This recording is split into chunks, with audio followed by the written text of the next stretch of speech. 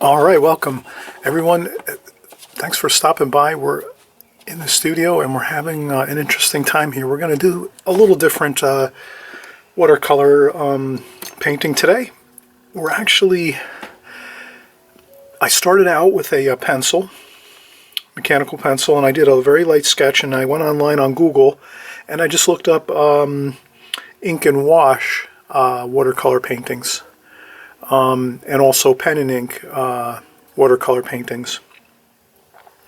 And when I did that search, all kinds of cool paintings with like ink and with a pen and watercolor wash came up. So I just took that idea and then created a small scene here, making a card for the holidays for one of my family members.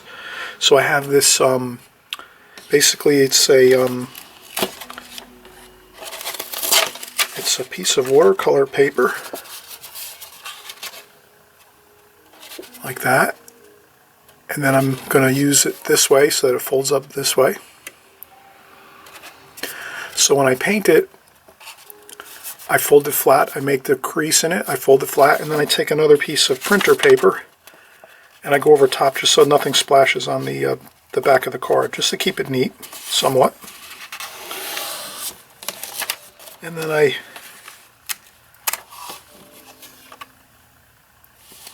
place it on the table here, so I'm just trying to line myself up correctly here.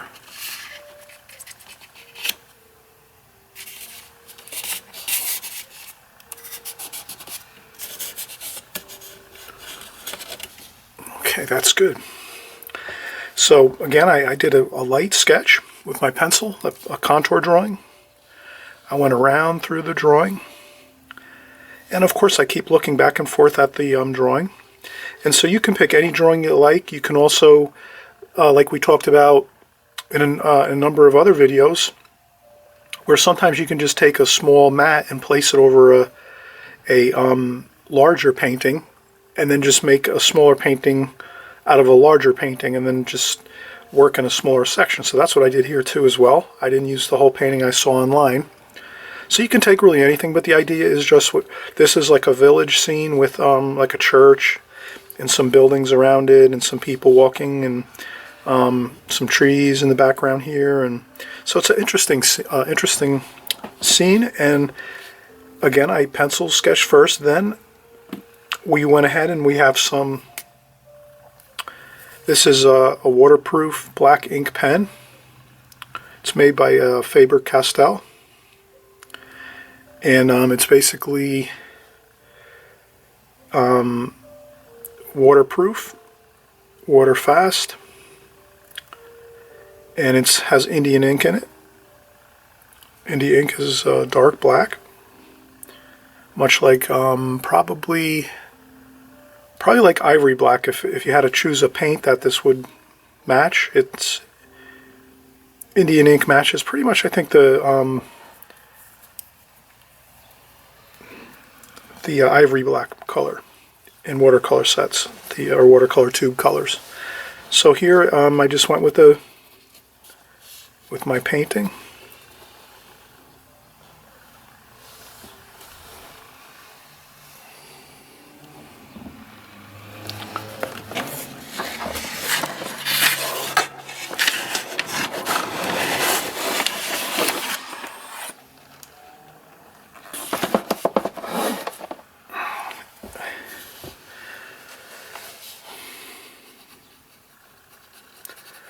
And I'll just use my reference photo,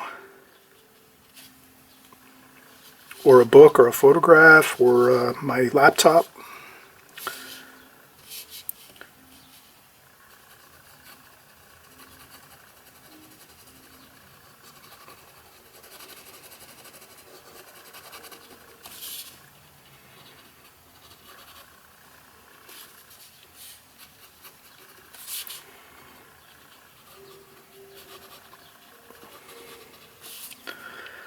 And what's great about this is once we're done drawing with our black ink pen that's waterproof, we can paint the watercolor paint right over the top and it won't smudge or smear really. So it's a really nice look.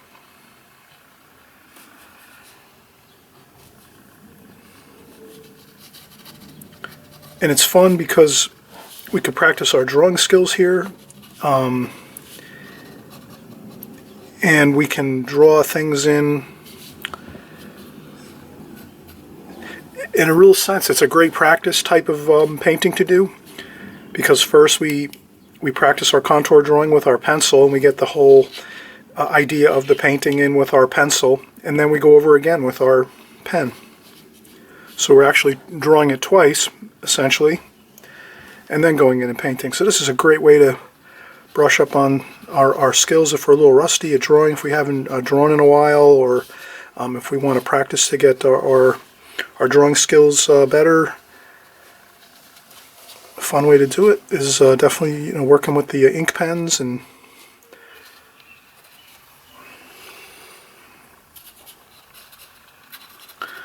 there's some trees in the back here.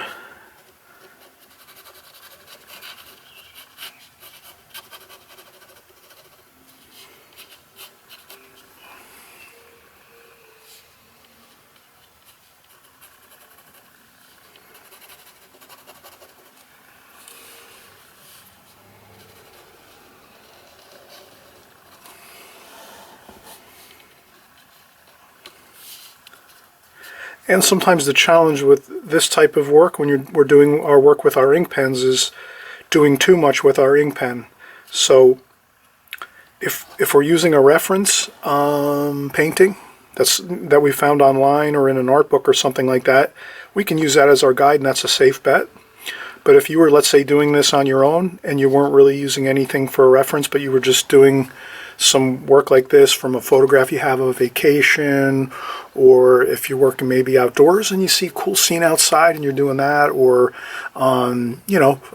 any type of reference work that you might be using, if you're doing it totally creatively on your own without any guide like an art book or teaching book or something like that, then it's sometimes can be more challenging, because sometimes there's like a question in our minds like, well, how much do we really do of the black ink, and then how much do we leave for the watercolor paint and the watercolor washes. Another good thing too, I would say, is we can always add more black ink into this painting too once we're done with the watercolor washes. So in this case, when we're doing this type of a painting with the black ink, doing the drawing first, we always know we can go back in once the watercolor paint is completely dried and add in some more darks with our pen if we feel like we need to. So that's always a helpful thing to remember too. And I think we'll put some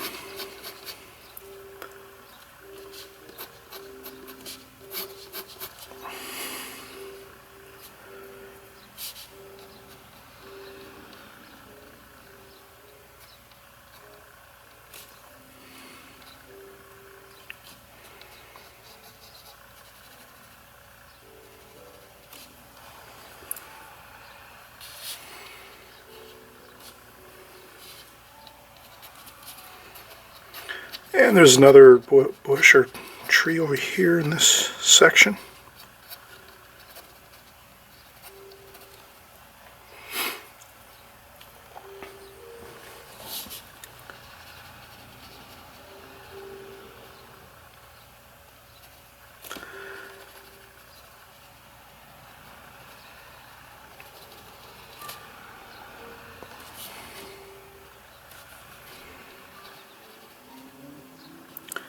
And I'm going to do the figures here. Just some small gestures of shapes.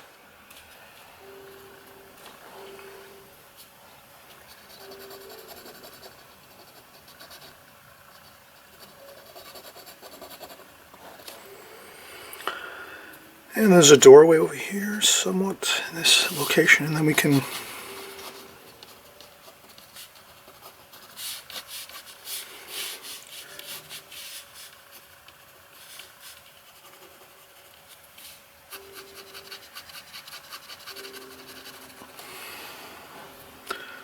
right, this looks really good. All right, let's do some washes here. And another thing which is really cool is, you can be creative with your colors. You can change colors from what you see out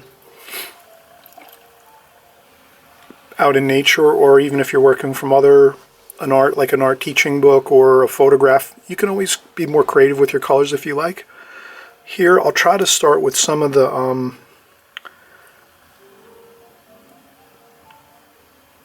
I'll start with some of the darker colors. Maybe some Payne's Gray, Burnt Umber, Sap Green,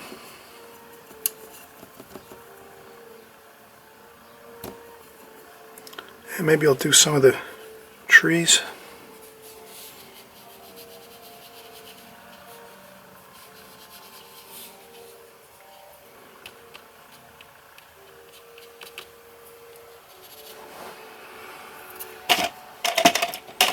So that was a Burnt Umber, Sap Green, and I think we had a little Burnt Umber, Sap Green, and I think I used some Payne's Gray for these tree shapes over here. And we can add in a little, maybe some raw umber.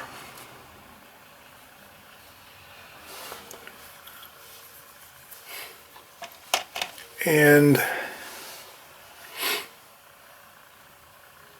a cerulean blue.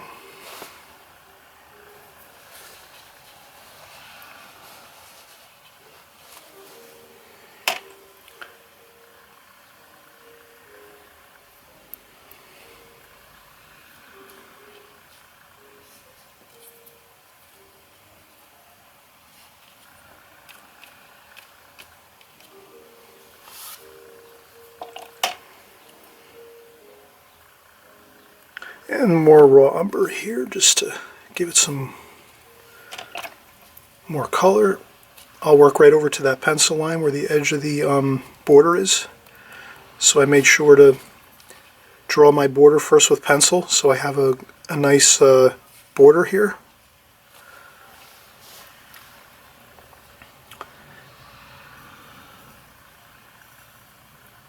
Here I'll use some yellow ochre and a little bit of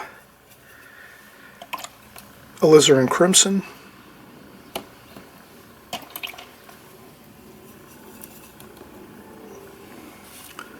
And that's kind of like that stone, that yellowish stone color. Kind of a warm color.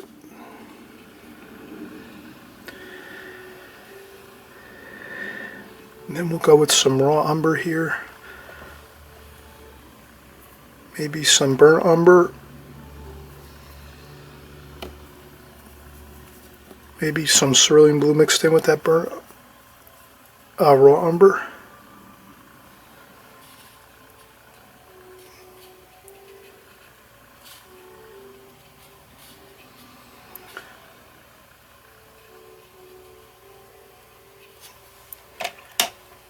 Okay, now this is, let's see here, we'll go with some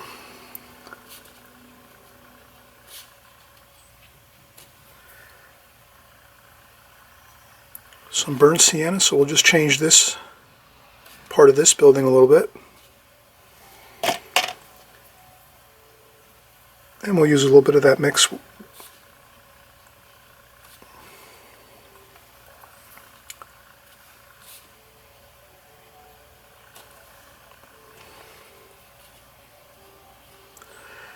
And if for some reason you're not thrilled with a color, that might not look the way you want, no problem. You tap the paper lightly with a tissue, and then you can go back in and mix up another bit of some like earthy kind of colors here. I went a little too cool with that color, so I'll go back in and do some more earthy kind of feel. There we go. Much better.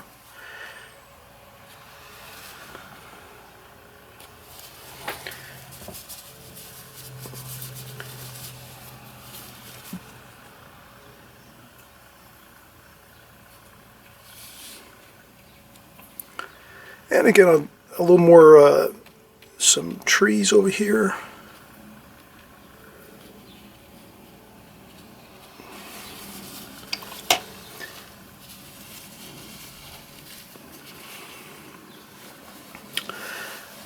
And then let's do some Payne's Gray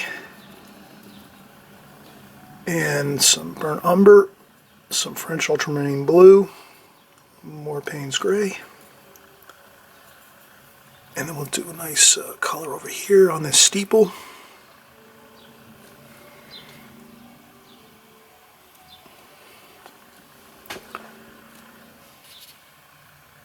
And we could do some other darks here and there that we might want to fill in a little bit. That looks good there. So sometimes we can go over our the ink and wash, the ink, the actual pen ink. We can go over that with a darker wash like the Payne's Gray with a little bit of burnt umber, and just to make it a little darker. In a sense, like restating some darks here.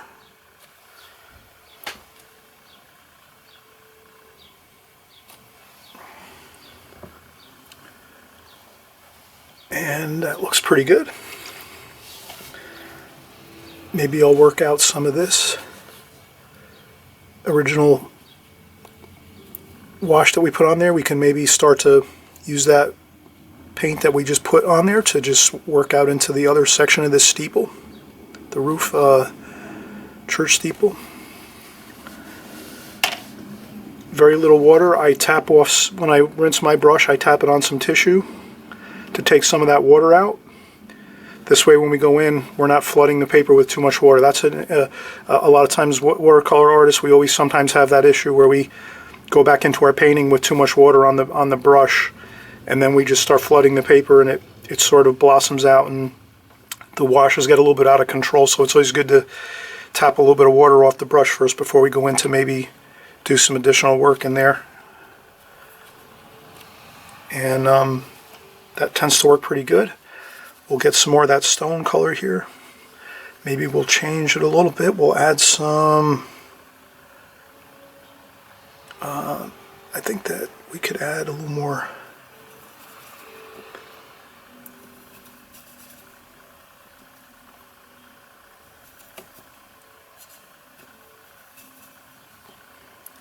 we'll just add a little bit of our green and burnt umber to mix down the to gray down this steeple.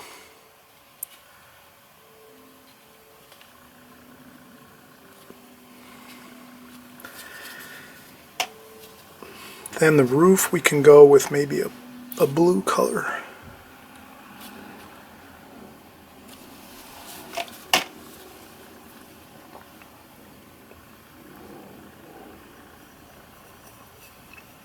Now I added some cadmium yellow just to get another variation of color, a little change of color here.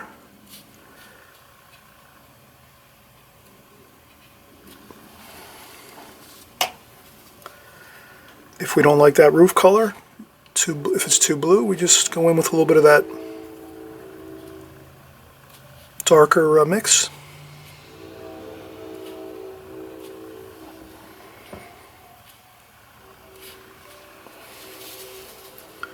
And again, if there's a wash that gets out of control, no big deal. Just tap it with a little bit of tissue, and that usually works fine. And I'll just blend that in a little bit. Alright, so we're coming along great here. Let's do another wash here. Burnt sienna, a little bit of burnt umber, maybe a little bit of, we'll use some cadmium red here, a little bit of cadmium red. We'll see how this looks. That looks fine.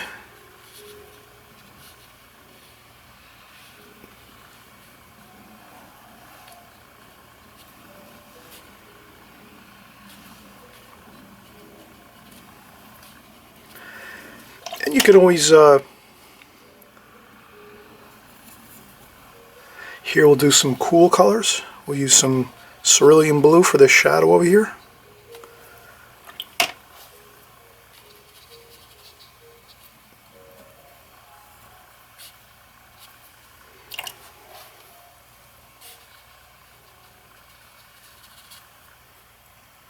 And then some cadmium lemon yellow and some cadmium yellow.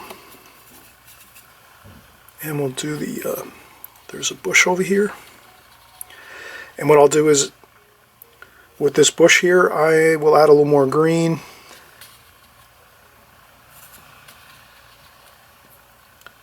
Some olive green.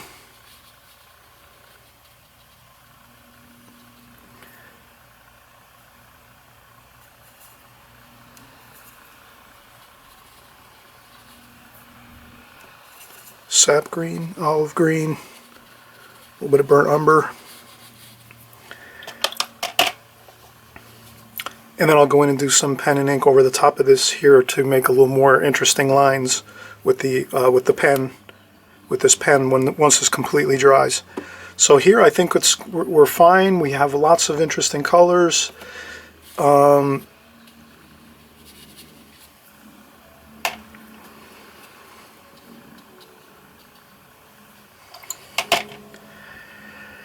And then I'll do one more wash here on the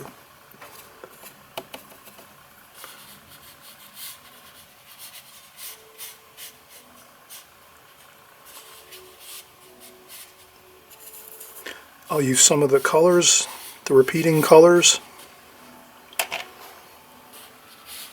in the painting for the ground, the foreground here.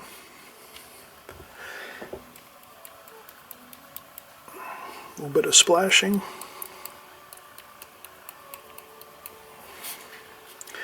And then what I'll do is once this completely dries, then I will go back in and just do the final details. But that's pretty much it. So here we have a beautiful card. We can do some blue for the sky, some cerulean blue, and just work out the cerulean blue lightly with some water. I wouldn't make the sky too dramatic. We have so much detail in the painting. I would just definitely, you know, have a little bit of interesting washes and marks here, but not too much. There we go. That should be fine. Alright, I hope you enjoyed this video. It's a quick, fun card we can make, or a small painting we can frame, and it's lots of fun. We're practicing our drawing, which we always want to do, keep our drawing skills at their peak. We used a pencil drawing first, then we went over with a ink pen, waterproof black ink pen, in various sizes if you want. There's different millimeter tips on these pens, so you can have fun with different markings with your pens. And then you go over with a watercolor wash, and it just looks fantastic. Alright, we'll see you on the next video. Give this a try, have fun, and again, we'll see you soon. Bye-bye.